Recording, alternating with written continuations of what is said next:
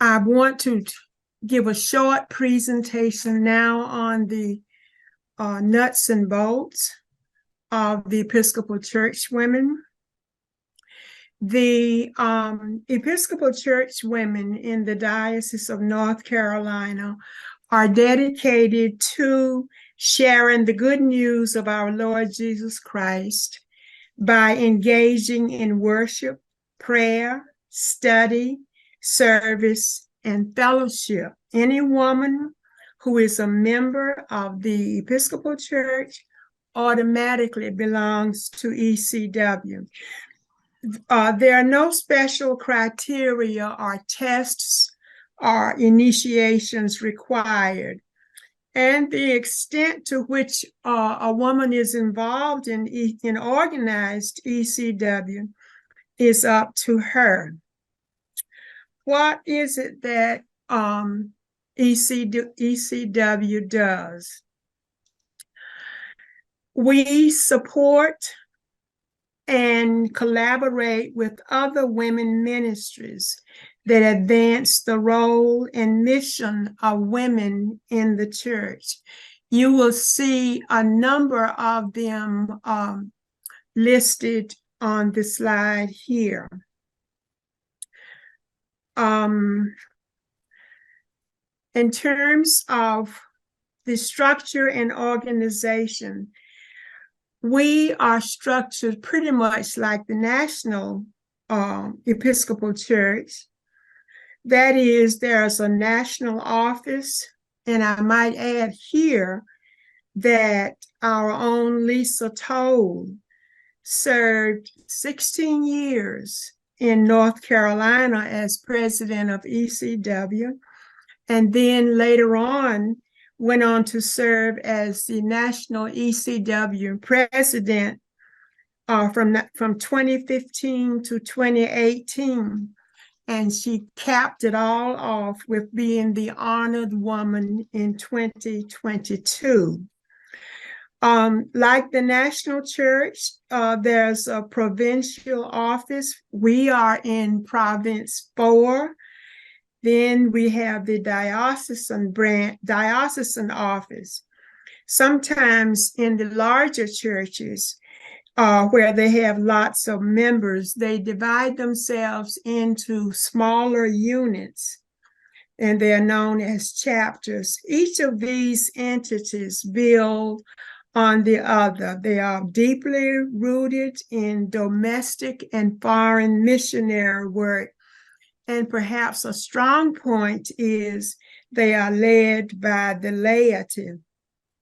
In terms of the national organizations, we are affiliated with the Church Periodical Club, the Order of the Daughters of the King, and the United Thank Offering. And interestingly enough, each of these national organizations is headed and led by women.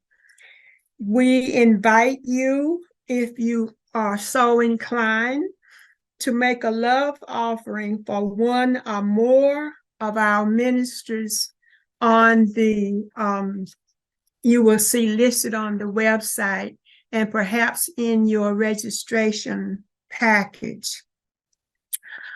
Up next, board reports.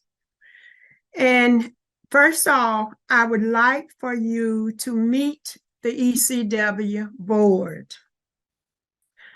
In addition to myself, these are the women who serve on the board. You will meet them individually as they give their annual reports. As far as their responsibility, the board, or our responsibility really, the board shall have general charge and direction of the programs and mandates that are adopted by the annual meeting and have the authority to implement the same and to adopt such further programs or policies as may be reasonably required between annual meetings, as long as they are not inconsistent with action taken at annual meeting. Presently, we have 4 vacant positions just waiting for some of you to take part of. Up next, we are going to Daryl Powell, who is the UTO coordinator. Good evening. I'm Daryl Powell, and I'm proud to be your UTO coordinator for the Diocese of North Carolina. Thank you, thank you, thank you. The Diocese of North Carolina, you are awesome. So far this year, you have donated $7,414.66 to the United Thank Offering. The formula for giving is easy. Notice the good things that happen each day. Give God thanks for your blessings. Make an offering for each blessing. And your blessings become blessings for others.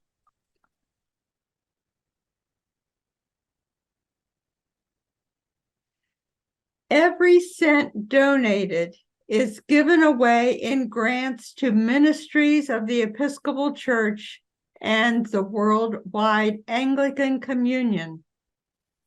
Last year, 22 grants were awarded, totaling $1,079,600.54. I have heard it said that gratitude is the attitude that sets the altitude for living. You know, I believe that to be true. And UTO makes it easy to share our blessings with others. Once again, the formula for giving is easy. Notice the good things that happen each day. Give God thanks for our blessings. Make an offering for each blessing so that your blessings become blessings for others. The fall UTO ingathering, which is currently going on now, should be sent to the UTO office or to ECW website by December 15th. Thank you for your cooperation and thank you for your support. Up next is Mary Scholl, Missions Coordinator. As a lifelong Episcopalian, I have been involved in most all church ministries. For the past 20 years, my home church has been St. Bartholomew's in Pittsburgh, Durham Convocation. As missions coordinator, I am recommending for 2024 programs for support of the Christmas Mission Fund and for the Epiphany Fund. From the beginning, Episcopal Women of North Carolina have supported these mission funds. The Christmas Mission Fund is a designated gift to mission work used for children's programs in or outside the diocese. Girls on the Run is an international program that began in Charlotte, North Carolina 25 years ago. The program began so that all girls of different backgrounds, races, and ethnicities could have a safe place to develop physical, emotional, and social skills. Many girls experience a drop-off in self-confidence in the years heading up to puberty, and there also is a decrease in their physical activity. 50% of girls aged 10 to 12 experience bullying. Running is just a tool to achieve their empowerment. The Girls on the Run program uses a research-based curriculum to build skills, to develop inner strength, and make healthy connections to others. It is an after-school program for grades 3 to 5. At the end of the 8 to 10 week season, a non-competitive 5K run is completed.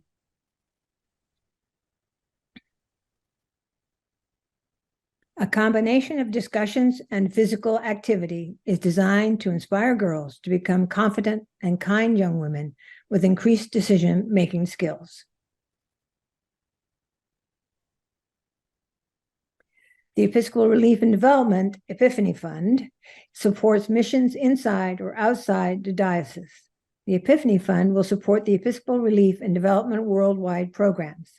Having a long-term global presence, Episcopal Relief and Development programs can use a network of global partners and existing emergency mechanisms to address issues regarding women, children, and climate. Global goals of gender equality, maternal and child health care, clean water and sanitation, and disaster risk reduction are supported in these programs. In supporting the Episcopal Relief and Development Fund, we are heeding Christ's call to seek and serve him in all persons and respecting the dignity of every human being. Working together for lasting change is the means to resolve these global issues. Donations to the Episcopal Relief and Development programs is a compassionate response to human suffering, providing relief in times of disaster and promoting sustainable development by identifying and addressing the root causes of suffering.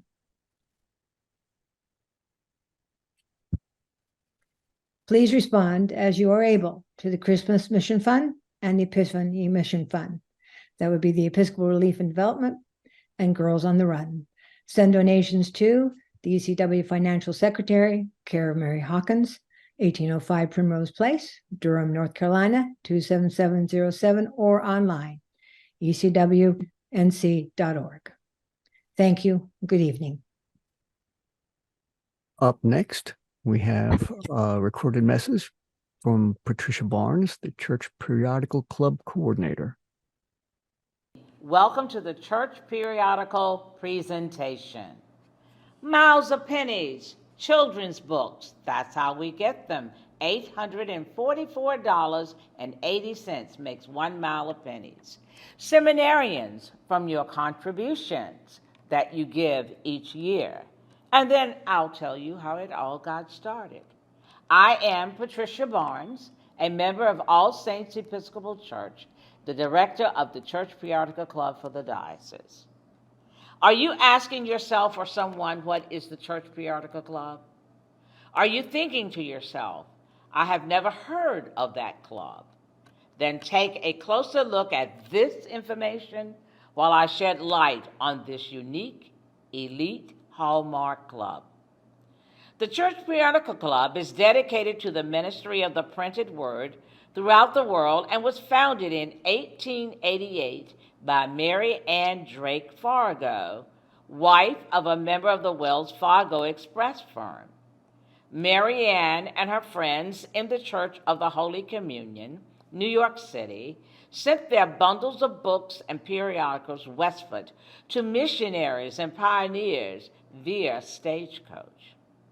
Ever since, Church Periodical Club, an affiliate and growing mission organization of the Episcopal Church, has served the ministry of our Lord through the printed word, supplying reading, study, reference, teaching, and devotional materials free to those who cannot otherwise obtain them.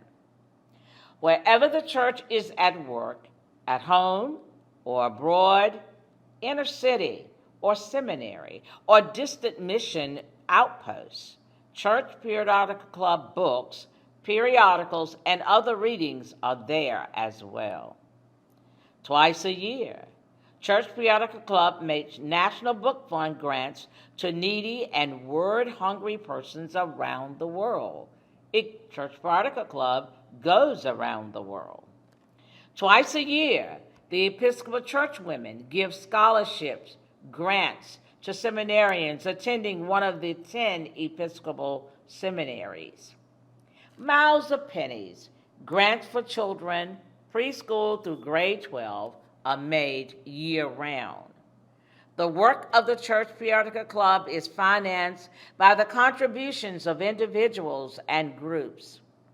Supporting Church Periodical Club is one of the most effective ways of carrying out Christ's command. Go ye therefore and teach all nations, from Matthew. Your continued support of the Church Periodical Club and your prayers for its mission are a direct response to Christ's call that has spread the word of our Lord throughout the world. And now, I would like to present to you a wonderful person, a person who has received grants from the Church Periodical Club, the Reverend Sonny Brown of All Saints Episcopal Church, Roanoke Rapids. Welcome. Thanks, Pat. As a seminarian in the Virginia Theological Seminary, I was privileged and thankful to receive checks annually from the Church Periodical Club. It made a huge difference in helping to purchase costly theology textbooks and subscribe to periodicals. It made me feel loved and supported by the wider church family.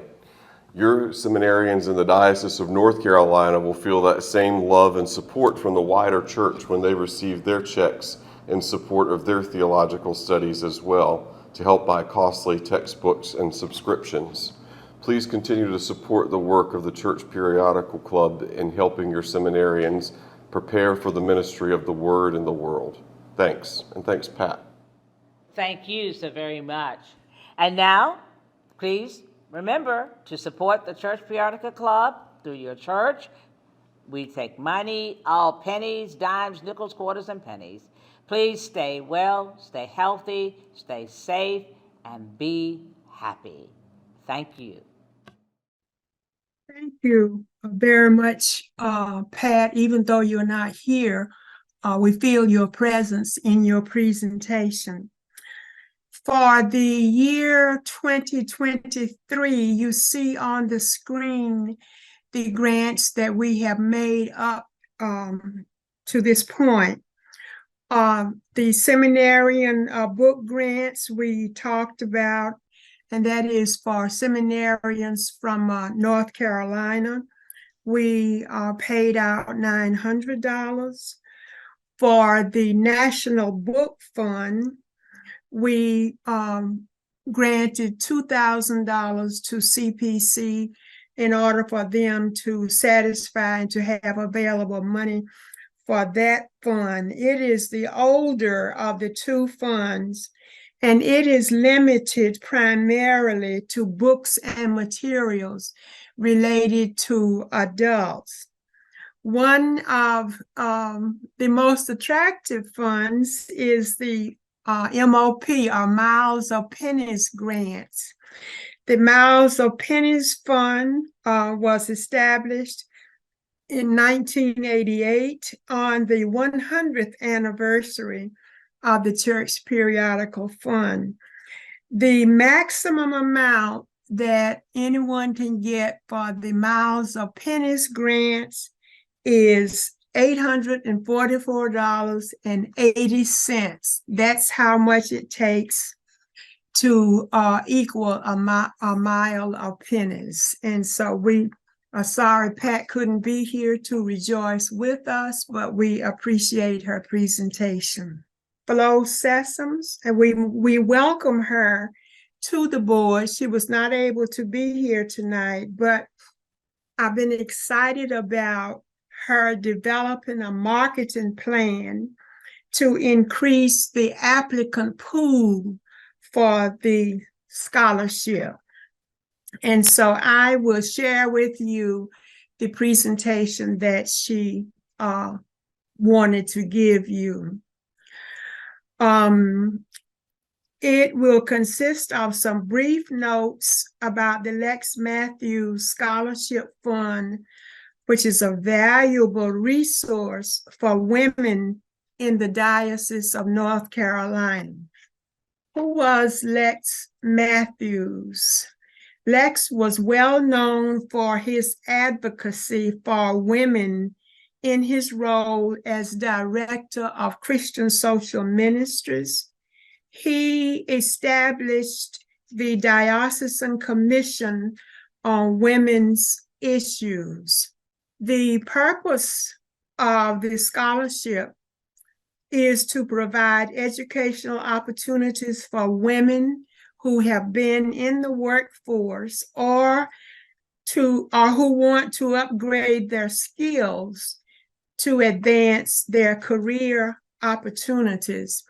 There are some very specific requirements, and that is the degree may not be above the bachelor's degree. The applicant must be 23 years old or older.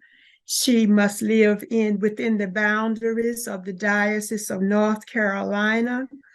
She must present a written plan or a chosen field of study. And of course, she must demonstrate a financial need. The application process will help guide one in documenting the criteria. The recipient for the 2023 Lex Matthews Scholarship Fund, you see Robin Burgess presenting her with a check for $2,000. She plans to complete her program in the spring of 2024, and she is seeking to become a spiritual director at the Shalem Institute in Washington, D.C. I might also add that the Lex Matthews Scholarship Fund is renewable, provided the individual meets the criteria and is successful for the scholarship. Now, Flo left us with a couple of things. Numerous ideas have been considered to make sure that we continue the legacy of Lex Matthews Scholarship, and that is helping working women to upgrade their job skills. She has put together a number of goals for next year, and she also writes that we understand there are so many women in our communities who would benefit from the funds if the information about the grant was more visible. So our goal over the next year is to seek out places to advertise. We will contact community colleges and churches to assist us with finding applicants. And lastly, she has references as to how you might contact her. All of this information is on the ECW website. Just visit ecw-nc.org and browse to the Lex Matthews Ministry page, and you will come across an electronic application, and you will be able to complete that online. Next, our communications coordinator. The communication coordinator seeks to use a variety of ways to share the activities of the diocesan ECW. And on the screen there, you see many examples of the channels that we use to church women and to others. We also will have an exhibit at the Diocesan Convention in Winston-Salem this year.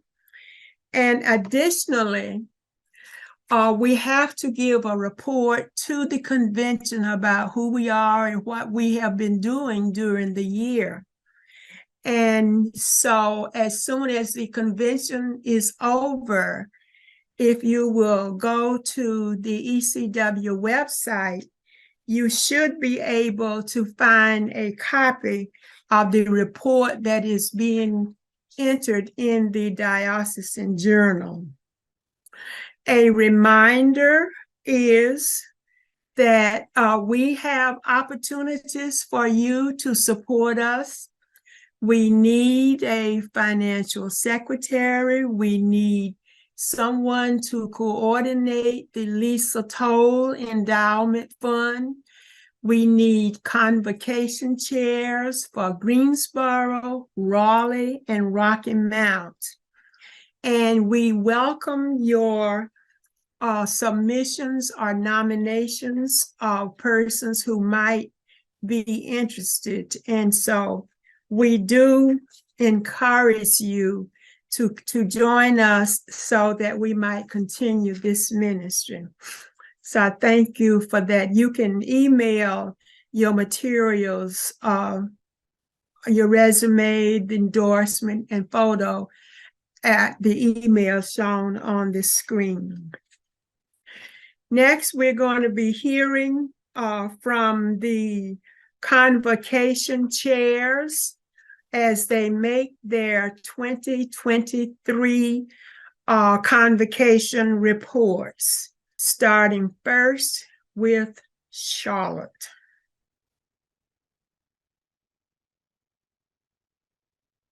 Good evening, and welcome to this opportunity as we continue to hear from the members of the Executive Committee of the North Carolina Diocesan Board of the Episcopal Church Women. My name is Lois Johnson, and I would like to share that ECW seeks to connect all women and provides a convocation chair for each. As a reminder, this map shows specific regions of the state where 49,000 women are gathered into 111 congregations, 10 campus ministries, and 36 counties. The Charlotte Convocation is noted here, number 7, which I chair. 12 cities involving 20 churches and 2 local colleges within 6 counties that I actually serve and have visited. Since last November, and including most of 2023, many of the parishes have had book studies that I have personally attended. I have 4 to share. The annual meeting is being recorded, so you will be able to make a note of the books that have engaged the readers. All have focused on social justice themes. Shown here is William Darity and his co-author wife, Kristen Mullen, and their book, From Here to Equality, Reparations for Black Americans in the 21st Century. The couple, in the presence of a well-attended audience, gave the cause for a compelling case, the most comprehensive to date, for reparations of U.S. descendants of slavery. Christ Church Charlotte featured Michael Fosberg, who delivered a one-man dialogue on race identity and the difficulties in forging meaningful conversations in his book, Nobody Wants to Talk About It. St. Peter's Charlotte hosted a forum on racial conciliation, featuring a shared history of Charlotte descendants of an enslaver and enslaved. 1 Black, Jimmy Lee Kirkpatrick, and 1 white, Dee Kirkpatrick, and the great-grandson who owned Jimmy Lee's forebearers. The book is Muser, authored by Dee Kirkpatrick. It took 40 years before the friends connected to tell their story. It was a Juneteenth celebration.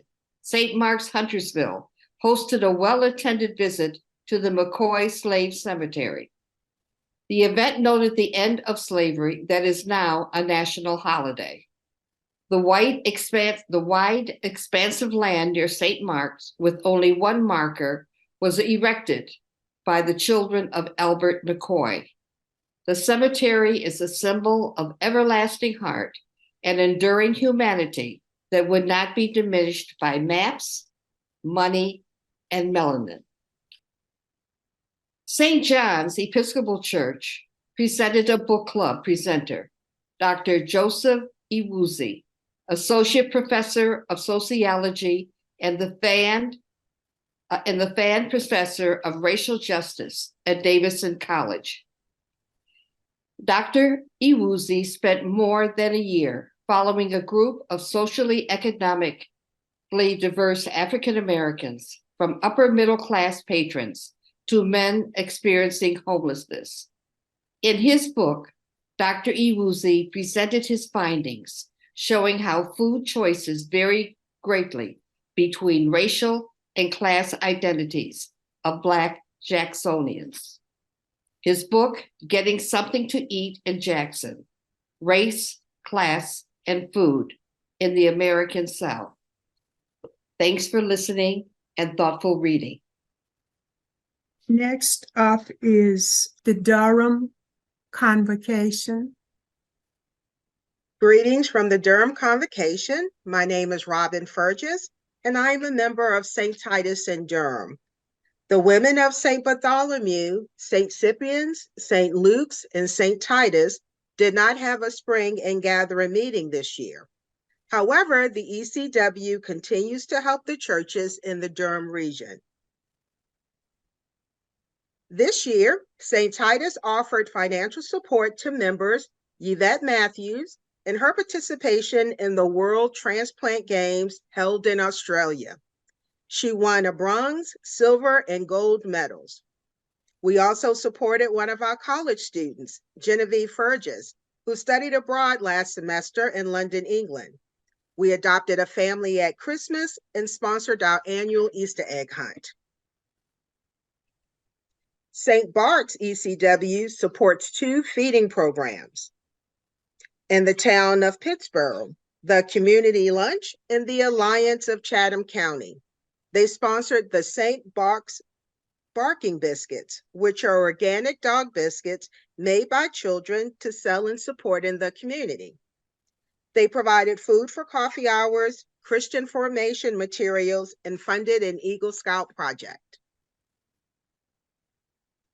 The women of St. Cyprian's and St. Luke's continue to support their parishes and communities.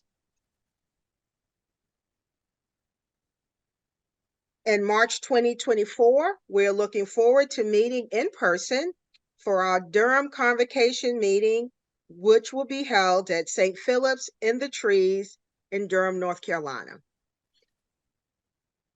In closing, I pray that you all have a reflective Advent and a happy holiday season. Thank you. The Sand Hills Convocation. As you see, Frederica Clarkson is the convocation chair. Their report is pending at this time, but I will make a few comments going forward. The Sand Hills Convocation is relatively small and has only 8 churches, but it's interesting to look at the varied architecture of these churches.